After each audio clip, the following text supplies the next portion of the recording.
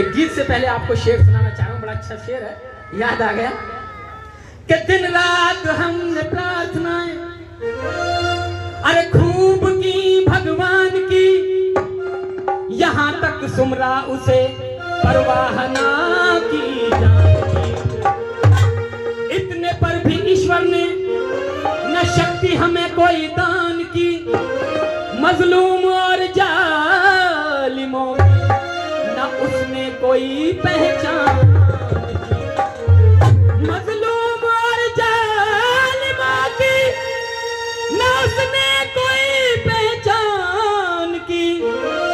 पहचानने वाला यहाँ ईश्वर था न रहबर था अगर कोई प्रेमी यहाँ, वो मेरा भीमराव अम्बेडकर था।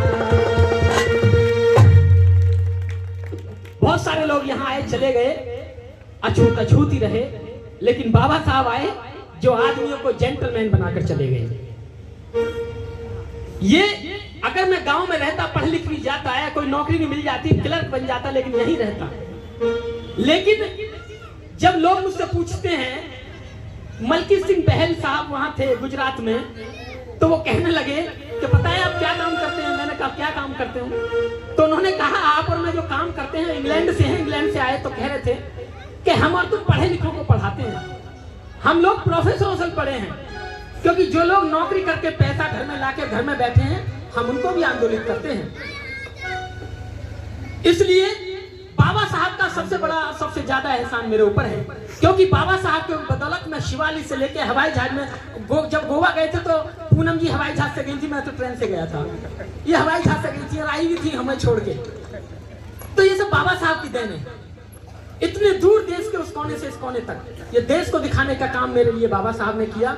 हम गायकों को वहां तक पहुंचाने का काम बाबा साहब ने किया। भाई साहब ओमपाल जी सभी क्या पंजाब, क्या राजस्थान, क्या मध्य प्रदेश के गली एक एक घर से वाकिफ हैं। किस लिए? क्योंकि बाबा साहब के संदेश वाहक हैं, हम डाकिया हैं। चलिए गीत को लेते हैं। संविधान भारत का है शान भारत की, इसे मान लो खुश रहेंगे सभी, इसे मान लो खुश रहेंगे सभी।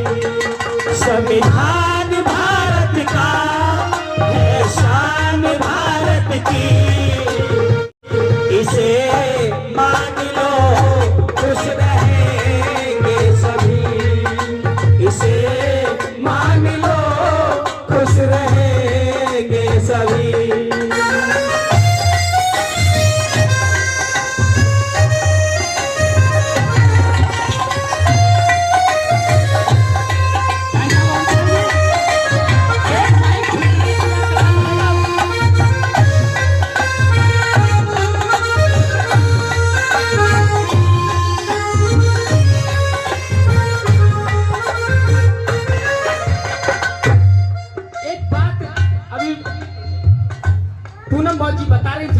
देश का संविधान कैसे बना, लोग क्या क्या कहते हैं, लेकिन मैं एक बात कहता हूं, क्या पन्ना एक एक लिखा इसका बाबा ने, पन्ना और एक एक लिखा मेरे बाबा ने, सबको सब कुछ दिया मेरे बाबा ने, और सबको सभी कुछ दिया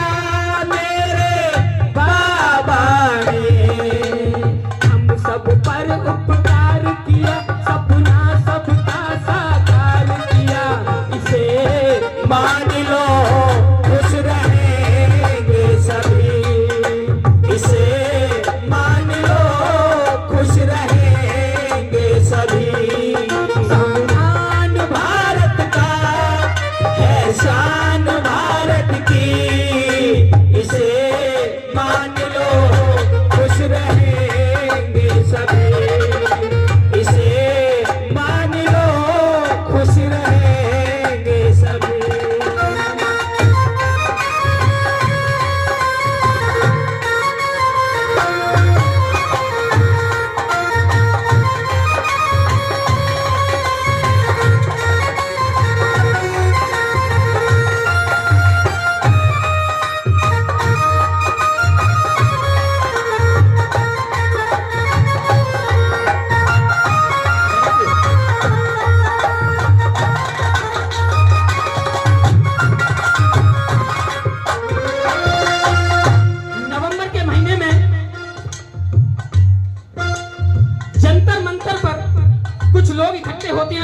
संविधान को जलाते हैं। अभी बात हो रही थी, बता रहे थी पूनम बहन जी, वो क्यों जला रहे थे? वो इसलिए जला रहे थे कि आजादी से पहले जिनके पास कुछ नहीं था और वो पढ़ लिख कर इस संविधान की बदौलत नौकरी लग गई, और नौकरी से आज अगर चपरासी भी लगता है तो 50,000 तो लगते ही सैलरी आती है, और जब रिटायर्ड होता है तो कम से कम 1.5 लाख तो हो जाती है। और जब ये पैसा आया तो हमारे अच्छे कपड़े आए, और कपड़े आए तो हमने जगह भी खरीदी, घर भी बनाए ऊंचे ऊंचे, तो वो जलते हैं। तो वो कहते हैं संविधान को खत्म करो। वो कहते हैं ना, चोर को ना मारो, चोर की माँ को मारो।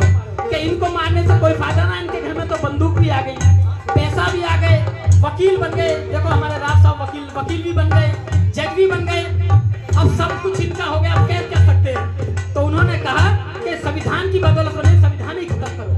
तो क्या कहते हैं, वो जो इसका अनादर करते हैं, वो जो इसका अनादर करते हैं, इसको चाहते नहीं, इससे डरते हैं, इसको चाहते नहीं, इससे डरते हैं। पार लगाएगा नैया, ये बात समझ लो तुम भैया, इसे मान लो, खुश रहेंगे सभी, इसे मान लो, खुश रहेंगे सभी। संविधान भारत का है, शान भारत की, इसे मान लो, खुश रहेंगे सभी, इसे मान लो, खुश रहेंगे सभी।